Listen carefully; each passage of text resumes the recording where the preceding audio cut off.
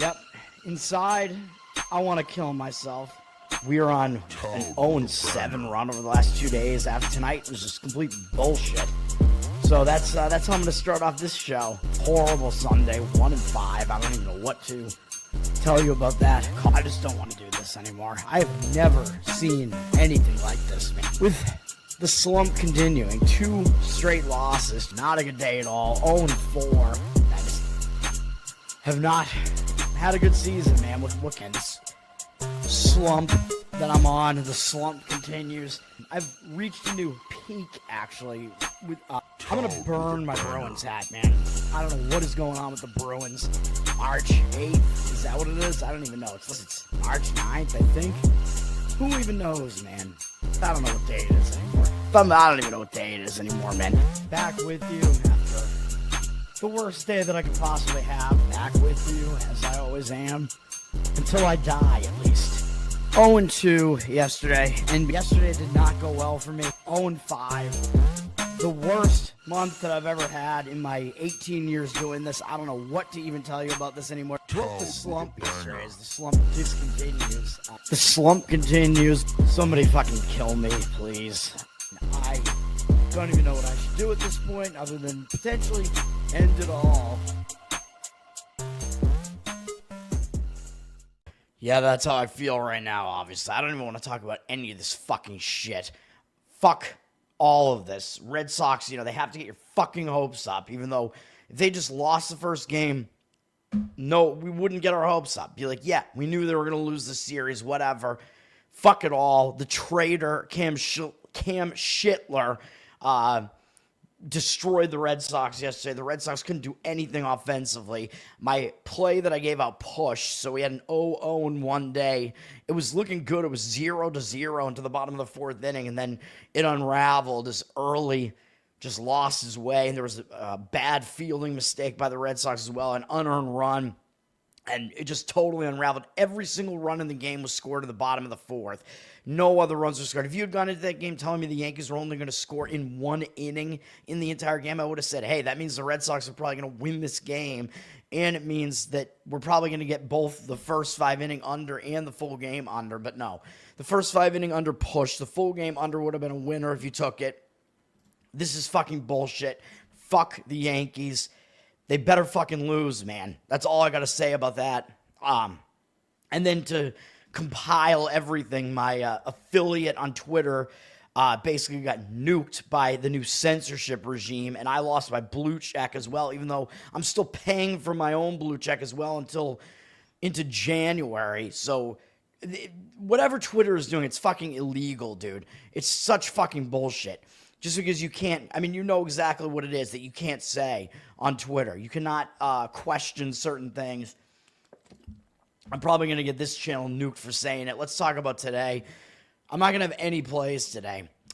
It is almost all college football today. WNBA finals are starting as well. Game 1, Phoenix at Vegas here.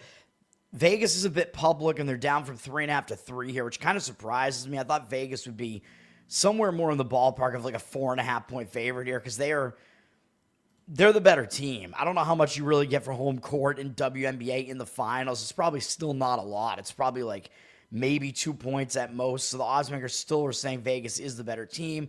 I agree. They're my pick to win the championship if you saw my bracket special. 62% of tickets and cash on Vegas here.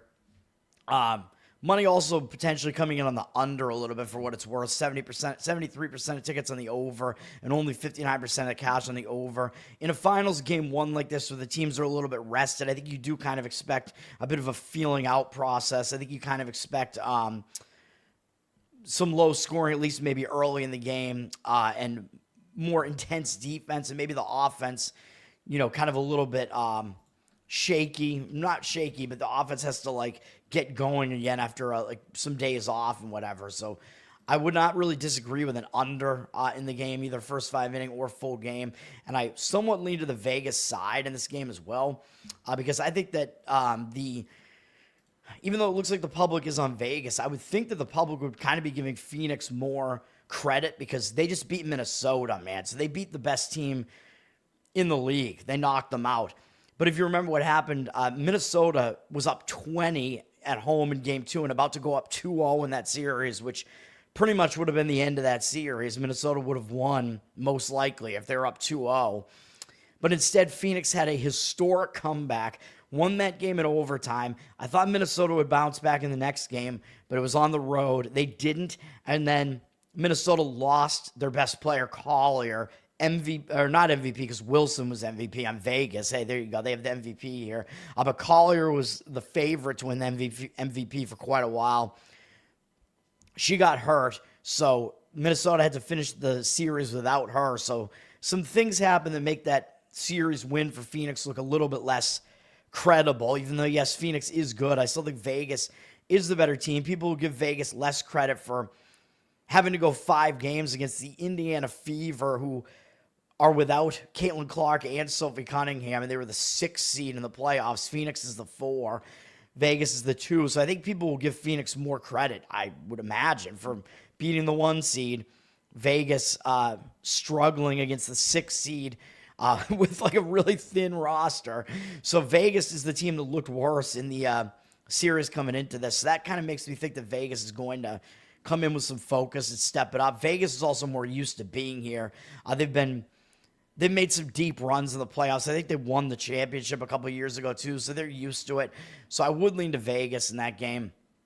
College football, we actually have 5 FBS games tonight, so we're getting more of the non-Saturday college football going on.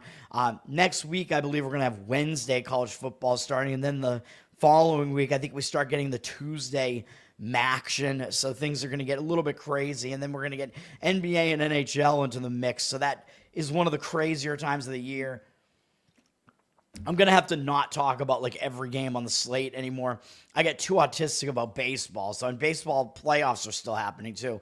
I was wrong about Sam Houston State last night. I haven't dug into the box score yet on that one, but yeah, I mean, whatever. I didn't give it out as a play, at least. All right, tonight, 7 p.m. We have 2 games at 7 p.m., and then we have 3 games at 10 and 10:30 p.m.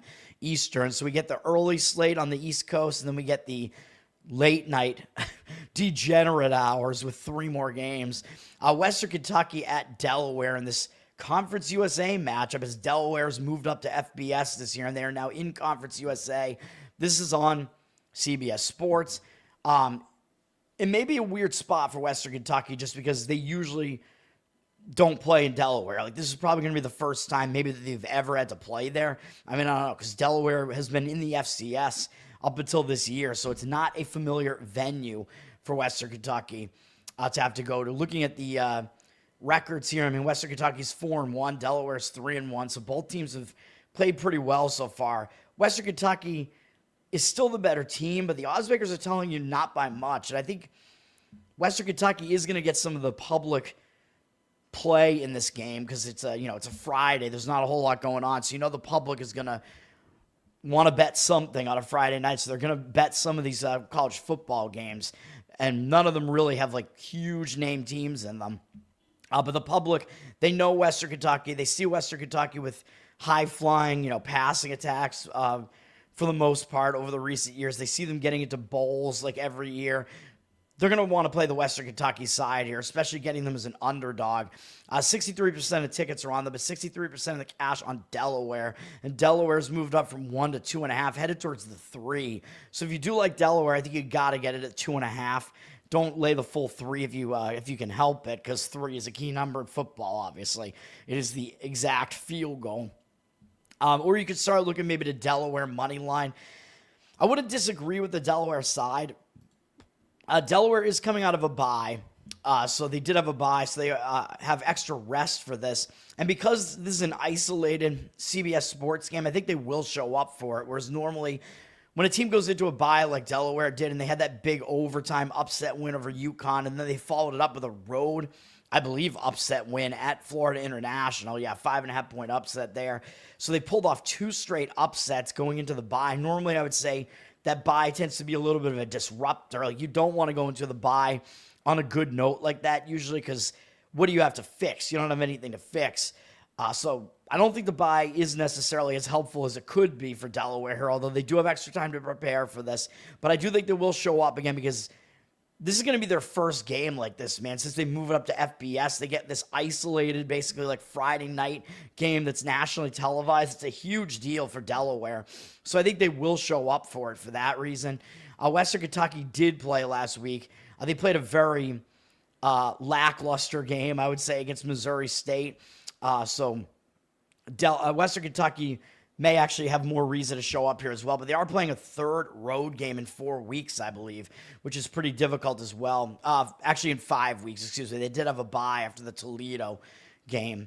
Their one loss did come on the road, though, against Toledo in that one. And their only other road game was the one last week. So they have back-to-back road games. That was at Missouri State. And Missouri State, also an unfamiliar venue to go to because they actually moved up to FBS this year, too. So very strange. Western Kentucky is actually playing both FBS newcomers here. I think it's only these two. They're playing them both on the road in back-to-back weeks. Pretty strange, man. And Western Kentucky, because it's a Friday, so it's a little bit of a shorter week. So I think that makes the weird travel spot a little bit worse for the road team, actually, because they're not used to having to go to that venue. So I do think there are more advantages for Delaware here than for Western Kentucky. We will see what happens. Western Kentucky does still have a prolific passing attack, of course, with Maverick McIver, one of the better names out there, man, is their quarterback. I don't know much about Delaware's offense, to be honest. Delaware looks like they have Minicucci. Oh my God. These names are so ridiculous. Nick Minicucci, man. The Minicucci, that's a tight pussy. Oh man. It looks like they have a decent passing attack as well, led by Minicucci there. So this might be if you like passing, that's probably what you're gonna get in this game. The teams throw the ball quite a bit, it looks like. So but I would lean to Delaware. I think the buy might not be totally unhelpful to them, and the money's coming in on them for a reason, and it's a weird spot for Western Kentucky. So those are my thoughts on that game. The other 7 p.m. game is Charlotte at South Florida on ESPN2. A lot less interesting of a game here. Charlotte seemed like they were getting a lot of the professional money the first few weeks, but it doesn't look like the case here. South Florida's up from 27 to 28 here.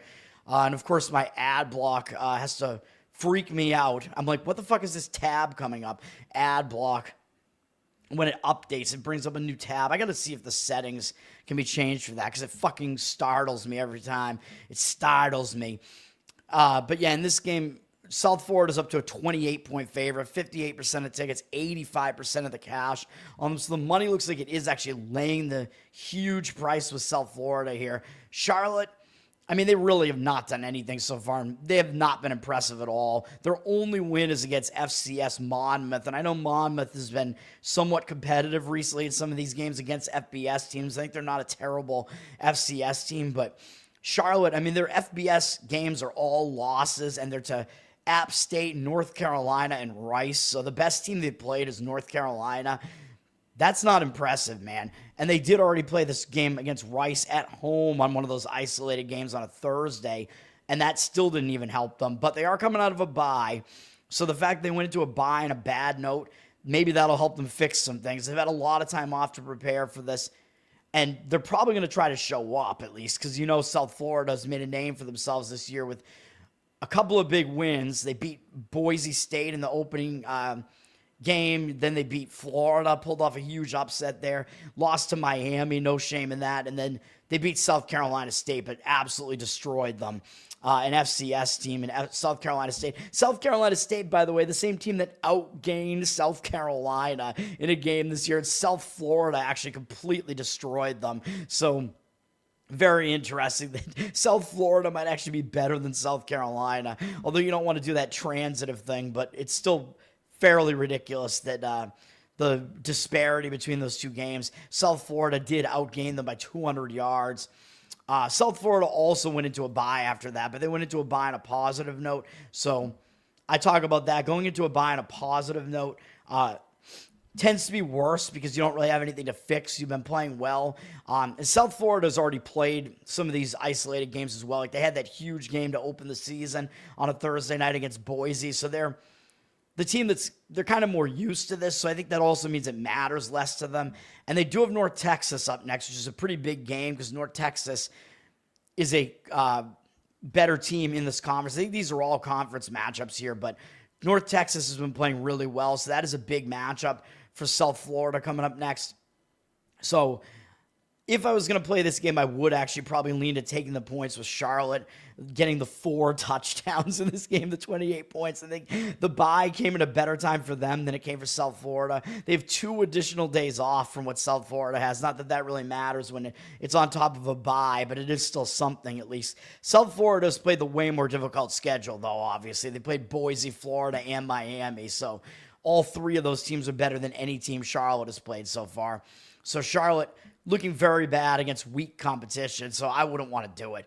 But those are my thoughts on that game. New Mexico at San Jose State. We start getting into some interesting handicapping situations here with this game. This is actually probably the most interesting game on the board. Fox Sports 1 at 10 p.m. here. This is, are both these teams even in the same conference? No, because New Mexico... Oh, yeah, they are. The Mountain West. What am I saying? For some reason, I was thinking San Jose State wasn't in the Mountain West, but they are. San Jose State, they're coming off a pretty big game last week against Stanford. That was one that I talked about on the show. I said I leaned it to San Jose State plus the points in that game. They put up a decent game, but they wound up losing the game by 1. Could be a little bit tough for San Jose State to bounce back from that, man, because that's a big in-state big brother situation. You know they step up their game to play a big name team like Stanford, even if Stanford is down this year. Stanford's still an ACC team. They're still like the big name in the kind of the Bay Area up there. So it's a big game for San Jose State because they're in that same part of California. And they almost got the win, man. And now they're having to come off of that. They are hosting this game on Friday night, though, so that is still somewhat of a big deal. And they already did that once this year, though, and they lost outright to Central Michigan. So in a way, that might mean they want to redeem themselves from that, because that was a really embarrassing performance. As a double-digit favorite, losing to Central Michigan in that game. I think San Jose State had a bunch of turnovers in that game, so they may want to try to clean things up and redeem themselves. But it's going to be tough to bounce back from the Stanford loss. One good thing you'd say about that game is even though that was one of the tougher opponents they've faced so far, because Central Michigan and Idaho are not tough, and Idaho is the only game that San Jose State won so far. They barely won that game at home. But San Jose State, at least you could say that against Stanford, they actually put up a huge amount of passing. Eget had 473 passing yards for San Jose State in that one, so that was pretty good as far as their passing attack. They're definitely a pass-heavy offensive attack here. So something to keep in mind there, but it looks like they are at least improving on that front. But I don't think I really want to do anything with New Mexico here either, because I think New Mexico's in a bad spot too. And we'll talk about the line versus what these records are in a second as well. But New Mexico, they're coming off a couple of pretty big games in a row, man, and they both teams played last week as well, so there's no bye coming into play here. New Mexico, they beat UCLA on the road as a big underdog, like 16, 17-point underdogs, which is still a big deal. And the UCLA has been so bad that they fired their coach after that. But that was a big win for this New Mexico program, man, that's kind of rebuilding right now. I think they lost Bronco Mendenhall, their coach, over to Utah State going into this season. So they did that, and then they had a bye, and they went into the bye on a good note. So you would think that they would come out of that bye kind of having their momentum disrupted, but instead they took it to New Mexico State, who are their in-state rival. That's a rivalry game there. And they were able to beat New Mexico State, too, and that's what they did last week. Now they have to go on the road to San Jose State, and up next, they got Boise State next week, man. So Boise, I mean, they're the king of the conference. They're still the team in the Mountain West. That's a big game, too. So this is actually kind of a sandwich spot for New Mexico here, man. So I would not want to have my money on New Mexico either. San Jose State's coming off that big in-state big brother game, again, big brother, little brother against Stanford. But New Mexico's in a sandwich, man, after beating UCLA and New Mexico State and with Boise up next. So I don't think it's a particularly good spot for either team. I think it's probably actually worse for New Mexico. And then looking at the records here versus what the line is, this is what kind of tells me what you want to think in this game. And New Mexico's 3-1 to start the season. San Jose State's 1-3. But that's not really telling you the whole story. If you look at the odds here, San Jose State's the favorite, although they're down from -3 to -2 here. So some initial money looks like maybe it came in on New Mexico, but it could have been a false move to try to just get the number to below 3 just to actually come back with a real move on San Jose State at a better price. Because we see New Mexico's public because they have the better record. So that's what the public really is going to see. They're not going to be impressed by what San Jose State has done so far. Their only win is a win where they barely scraped by against Idaho. 77% of tickets, only 55% in the cash on New Mexico. So New Mexico, they have the better looking record, but they're an underdog. It almost looks too easy to take New Mexico, right? The team with the significantly better record as an underdog. San Jose State, I think they're still the better team, man. I mean, they're definitely power rated as the better team coming into this season. And just based on how these teams have played so far, I think you're actually getting a little bit of value on San Jose State here. And I do think the spot is still worse for New Mexico. So I would lean to San Jose State slightly in this game. But yeah, 77% of tickets, only 56% in the cash on New Mexico. So you have one of those dreaded public road underdog situations there in New Mexico, it looks like. So I think San Jose State would be the way to look in that game. Both teams, as far as like their schedules, I mean, San Jose State did play Texas. They covered in that game, I'm pretty sure, but Texas probably just didn't really give a shit. And Arch Manning is not looking very good for Texas. So Texas's offense has had their struggles.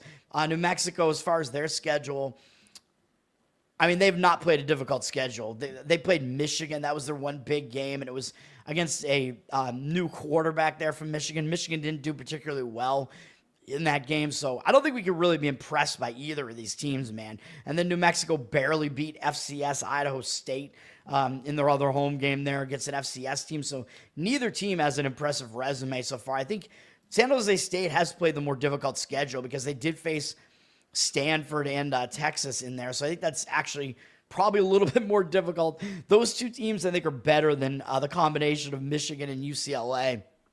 So Interesting matchup there for sure, man. A lot going on in that game. You got to, kind of read into the situation there too. Both teams kind of in a bad situation. I would not disagree with an over in this game, but the total has gone up through what I think is a semi-key number of like 57 there. So it's up all the way from 54 to 58. So I think if you do like the over, I think you've kind of lost the value on that. Now, 80% of tickets, only 75% of the cash on the over, so the money's kind of coming in towards the under now, but I do think you could see a decent amount of scoring in that game. Both offenses are pretty capable, and the defenses are not particularly good, so those are my thoughts there. West Virginia at number 23 BYU. We have a Big 12 matchup. This is the only big conference game tonight, so should be the more interesting game, but it isn't because it's West Virginia. This is the ESPN game at 10:30 p.m. Eastern.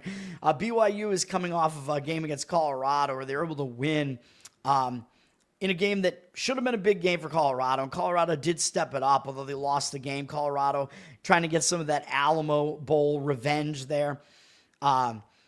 Coach Prime there, Deion Sanders for Colorado, kind of pissed at some of his players. I think he actually benched his quarterback in the game before that one just because he was just pissed at the quarterback, I think, so he benched him. I don't know, man. It's getting a little bit crazy. The quarterback situation in that game last week was actually kind of crazy because BYU, the quarterback they had last year, Jake, what the hell is his name? I can't remember his name, but he got banned from BYU because he had sex with a girl, which is, you can't do that when you're in a Mormon school, man. No fucking. No sex in the BYU room or whatever. So BYU actually kicked him out of the program because he fucked a chick. And now he's the quarterback with Tulane now. So that's where he went. BYU's quarterback from last year. It's just a hilarious tidbit there, man. But BYU, they're 4-0 coming into this game. This is going to be their Big 12 home opener, and it's on ESPN, so I think they will show up for it. They had kind of a lackluster game last week against Colorado. They've had to do some travel, though. They had to go to the East Coast to face East Carolina, a game that I thought East Carolina was going to show a decent I thought they were going to have a decent showing in that game, I should say, but it was not what happened. East Carolina, I think, had a lot of turnovers in that game, though, too. Then BYU had to go into Colorado, hostile environment. high elevation, although BYU's used to that because they play at high elevation too. But now they're coming out of that game, coming back home. No weeks off between any of those 3 games. Maybe a spot where BYU is not at their best, potentially here. I mean, BYU, they're definitely not as good as last year, man. I mean, their schedule's been really weak so far. Like, the best opponent they've faced so far is actually Colorado. So BYU has not really been tested yet, although West Virginia is not exactly a test either. But BYU, kicking that quarterback out of their program, man, maybe not a good idea because Bachmeier, their new quarterback, doesn't look that good, although their rushing attack has been fairly good for BYU. So they've had a balanced offense, but haven't really faced anybody good yet. It's possible they're even looking ahead a little bit to Arizona because Arizona's been pretty good recently. They might not take this West Virginia team totally seriously. West Virginia has put up some really awful showings the last couple of weeks. They did get a huge win against Pittsburgh in the backyard brawl after losing at home to a MAC team in Ohio, although Ohio is one of the better MAC teams. But that was on the road, at Ohio. But that was still bad. But then they got that huge win in overtime in the backyard brawl against Pittsburgh. Big rivalry win there. And then after that, they've been pitiful. They had basically a letdown having to go to Kansas. They got absolutely destroyed. Then they came home and they got absolutely wrecked by Utah, who I still think is really good. Utah, I think they're flying under the radar right now, man. They're still a solid team. One of the top teams in the Big 12 still, I would say. So no real shame in losing to Utah, but losing 48-14 at home, pretty bad. And something happened to West Virginia's quarterback too, Marshall, because he didn't play in that game, I don't think, and they had basically no offense in that game without him. So this West Virginia team is definitely in disarray. They're having to go out to BYU, which is a bit of a weird travel spot. You know, since West Virginia joined the Big 12, I know they've been there for a while, so they played at BYU before, but they have to travel from the Appalachians, all the way out into Rocky Mountain territory. It's kind of crazy, man, that travel spot there. It's one of the worst travel spots in this conference, I think, having to go from West Virginia, Morgantown, all the way out to wherever BYU is. Provo, maybe? Is that where they are? Whatever it is. I mean, it's kind of weird. Yeah, Provo. Kind of a weird spot for them, man. So I don't really love how this sets up for either team. The money is coming in on BYU. They're up from 18.5 to 19. Very strong favorite here. 58% of tickets, 63% of the cash coming in on them. I don't even know if I have much of an opinion on this game. The total is low, down from 47.5 to 46.5. So when you have a low total, that does mean it's difficult to cover a number like that. But you can see from what I just showed you, both offenses have struggled this year. And you could maybe see West Virginia's offense really struggle in this game. Odds makers are kind of telling you what you need to know there. They think West Virginia's not going to score a lot in this game. 59% of tickets on the over, 59% of the cash, however, on the under. If you do like the under, I think you got to at least try to get the under 47 because 47 is a key number in football. So, I mean, that may be the way to even look in this game, actually, because it seems just like it's kind of a spot that might throw off both offenses, which aren't really that good anyway. I'm not saying that either defense is necessarily that good either, but these teams, I mean, they really haven't impressed this year. I think BYU is overrated, though. So if you were looking at the side, I mean, the fact that BYU is up there in the rankings, I don't think they're really as good as last year. I mean, they haven't really done anything to really prove that they're worthy of that ranking yet. They played a really light schedule so far, so I don't think I would lay the points with BYU, especially not with a low total like that. You know, I preach against that for the most part. When you have a really low total like that, my default is kind of to just look towards the underdog. If it's a huge spread. Curtis, what's up, man? Thanks for hanging out. 49ers, they had the big lead yesterday, blew the lead, and still wound up winning in overtime. Mac Jones, not playing too poorly, man.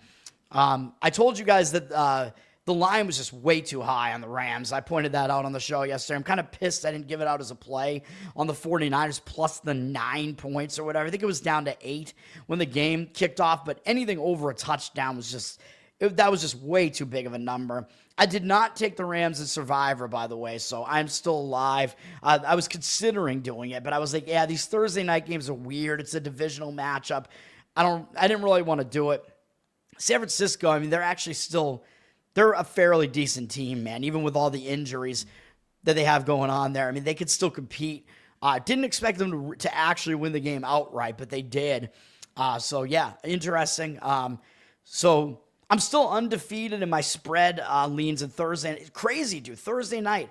And I almost never give out a play on the Thursday night NFL games, and I'm like always right on the spread. It's insane. I'm 5-0 now, I think, on the Thursday night spreads, right? I did give out a play on the first one of the entire season with Dallas. So that was a winner that I gave out on the show. But since then, I had like Green Bay against Washington. I didn't give it out as a play, though. That was my lean. Then I did have Seattle last week as my lean. I leaned to San Francisco this week plus the points. And then what was the one game that I'm missing? I forget. There was another Thursday night game in there. But I'm pretty sure I'm 5-0 with those leans, man. So those Thursday night games, it's like you isolate the game. You can just kind of focus on that one game. And like, I don't know. It just makes me think correctly about the game when it's an isolated game, which you saw last week too. I gave out 2 college football plays on Friday in the 3 games, and they were both easy winners on 2 underdogs. Virginia outright win. Oregon State could have been an outright win as well. And I was also not really wrong about Arizona State last week either, even though if you laid the 3, you pushed. But you picked against the Niners? No, I told you not to, unless it was straight up. I told you to take the Niners plus the points at least. Although in Pick'em, like on ESPN, they forced you to lock it in at like a 5.5 point spread. So I mean, in that case, it's a little bit more questionable if you want to pick San Francisco against that number because they're giving you the way worse number. Like, once it crossed through the touchdown threshold, I was like, it is way too high of a number. Oh, on ESPN, like, against the spread. I mean, I don't blame you if you laid 5.5 in that game with the Rams because the value was there. I mean, well, the value was sort of there based on where the closing number was, right? Like the closing number is usually the most accurate. So in that respect, yeah, I mean, it crossed through that touchdown threshold. So not being able to get that full touchdown with San Francisco, it does make a difference. So yeah, I mean, I can understand that. In fact, I actually did the same thing on ESPN. I'm pretty sure I'm just in these overall pick'ems where you just have to pick every single game. I can't like not take the value. Like, so as far as like the line was concerned, I think I probably did lay the 5.5. I did that with Philadelphia in week 1 too, because the line was up to like 7.5 or 8 or whatever. But on ESPN, it was like 5.5 or 6.5. So I was like, I can't do it, man. It's on the wrong side of the touchdown. But maybe I should just stick with my handicapping as far as the side, because that seems to be a little bit stronger still than the value. So I probably should have just picked San Francisco, even at the worst number at 5.5. But I certainly said that they were the right side at 9 or 8 or whatever. That line was just way too crazy. Colorado State, San Diego State is the last game here. CBS Sports at 10:30 p.m. Mountain West matchup. This is not the days of old, man, where both of these programs were pretty good programs, especially San Diego State. Really good program for a while. Known for like good defense, running the football, decent quarterback play. That is not really the case anymore. The total in this game, oh man, it opened at 38.5. Ridiculously low total for a college football game. That's low for an NFL total, but for a college football game, that's insane. That's like NFL from like the 90s. A 38.5 total, or maybe 2000. 90s probably. It's up to 41 though, so some money did come in on the over here. 58% of tickets, 80% of the cash on the over. So for what it's worth, some of the money has come in on the over in this game. 41 is a key number though, so if you want the over, I think you got to play it at worst going over 41. I would not want to go over 41.5.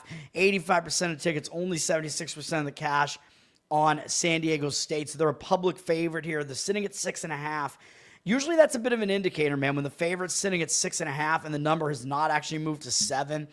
It looks like it is teetering on maybe doing so, but when you have a really public side that's just laying the 6.5 and the books still haven't moved it to the key number 7, that kind of tells you something, that they're just okay with taking all that action on the 6.5, so they're kind of taking a stand there. And with a low total like this, I keep saying that. Again, I'm going to say it. Really low total. The points are worth more, so it makes more sense to take the points in a game with a low total like that, unless there's some reason not to. San Diego State, they've been in some just really, really ugly games, man. I mean, look no further than last week when they won against Northern Illinois 6-3, and San Diego State's quarterback Denegal, not Senegal, Denegal, he's the other African nation. He only put up 110 passing yards. I mean, it looks like San Diego State's getting something done a little bit on the ground, but this passing attack has been atrocious. Their defense has actually been good so far, though. In 3 of their 4 games, they've allowed a combined 3 points against Stony Brook. I know, a bad FCS team. Cal, who's kind of in a rebuild, but Cal's not that bad. They shut them out. And then Northern Illinois. I mean, Northern Illinois is not a good offense, but they are a good defense in the MAC. So San Diego State held all 3 of those offenses completely down. They did give up a lot of offense to Washington State, though, but it does look like the San Diego State defense might at least be coming around a little bit. The total being low, I mean, it could be another ugly game here, man. And San Diego State, they're going to be the public side because they're 3-1, and people remember the days where San Diego State was good, so they kind of associate the name with that. Colorado State, there's no doubt Colorado State's pretty bad this year. They also lost to Washington State 20-3, so their defense actually played better in that one. They lost to Washington. Washington's not that bad of a team this year. They're actually fairly solid. Their only win was against Northern Colorado, an FCS team, and they barely beat them at home. Little brother situation, though, so Northern Colorado, you know they're going to get up for a game like that against an in-state big brother. And then Colorado State lost to UTSA. UTSA, not that bad of a team, though. Their program's been pretty good recently in the wherever they're at. I think they're in the, are they in the American? I forget, whatever conference they're in. So Colorado State, they've faced a more difficult schedule than San Diego State has so far. So something to keep in mind there. Colorado State is a little bit more battle tested. Although they don't look very good, they at least look decent defensively. So I can understand why this total is really low. I don't think I would really want to go with an over on this, to be honest. Like, generally, when you see a total that looks really low, you kind of want to default to saying, well, the odds makers are doing that for a reason. So low totals, you tend to want to actually look towards going under, and really high totals, you tend to want to actually look towards going over, because it looks like the value isn't there. Like, it's, your perception gets fucked up, right? When it's like, oh, this is such a low total, how could it possibly go below this total? Or it's such a high total, how could it possibly go over this total? But the perception is usually not correct. Like, the odds makers are kind of fucking with your perception with something like that. So I'm not sure that I really do agree with the over in this one. These are, again, ugly offenses and defenses that have been pretty decent so far. If I was going to play this game, I would probably take the points with Colorado State, though. I don't really see much else other than the fact that if it's a low-scoring game, there's going to be value there. Colorado State, the reason why their record is worse than San Diego State's is partially because they've had a more difficult schedule. Both teams played last week, so there's nothing to really see as far as that's concerned. Colorado State, one thing to keep in mind, though, is it looks like they switched quarterbacks from Fowler Nicolosi to Brousseau, which doesn't look like it was any sort of downgrade, really, though. Like, their offense just really hasn't gotten going, so I think maybe they're just trying to shake some things up there. So we will see. I do think it'll be a lower-scoring, ugly type of game, though. Yeah, I mean, I don't even know what my favorite would be out of any of these games tonight, man. I mean, it's difficult to say. I mean, maybe actually probably San Jose State, maybe, because it's that anti-public home favorite there. But, I mean, they're in a spot where I wouldn't really want to play them. I just think New Mexico's in an even worse spot. So, no plays for me today, man. But those are the thoughts there. Curtis, thanks for hanging out, man. Learn to Toad on Twitter, where I am completely nuked now. Twitter should be sued, although you can't go up against them. They're owned by the government. You're not going to be able to sue them, man.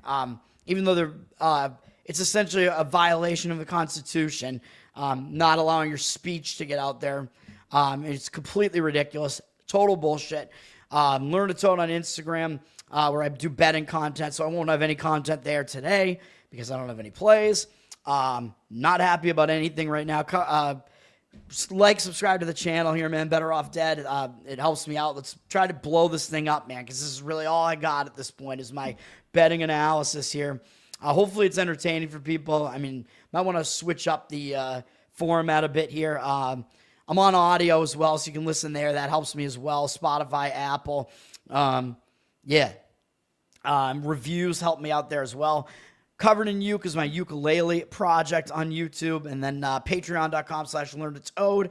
If you want to help me out there, you get some bonus uke content. I need more bonus content. I need to do more like listener streams. Maybe what I should do is have some betting content too. And maybe what I should do is have like I know like we're already in the middle of football season. And I kind of do it on my normal show, but what if I had like an additional live stream that's literally the format is just you ask me about games, and then you could do that there, and then then I could just kind of do the normal show that I do as well. Even though I talk about so many games on that show, maybe it'll reduce the amount of games I talk about on that show. Although I talk about all the big games, so I don't know. Maybe, or it's just like a listener question session, basically. I don't know. Let me know if that is something that people would want. Maybe I could do that as like a Patreon thing. All right, man. That's gonna do it for now. Happy Friday. Let's have a good weekend. I'll be back tonight. We're going to have some college football plays this week. There are a couple that I actually really like digging into it more. So come back tonight, late tonight, midnight. I'm going to guess I'm going to be somewhere in the neighborhood of 3 to 4 college football plays this week. I know it won't be 6 like last week where we went 5-1, but usually I'm around 4. It just all kind of depends on how many situations set up where I think they're strong enough to actually want to do it. So we'll see. But, be ready for that tonight, man. I'll be back with you then. Peace.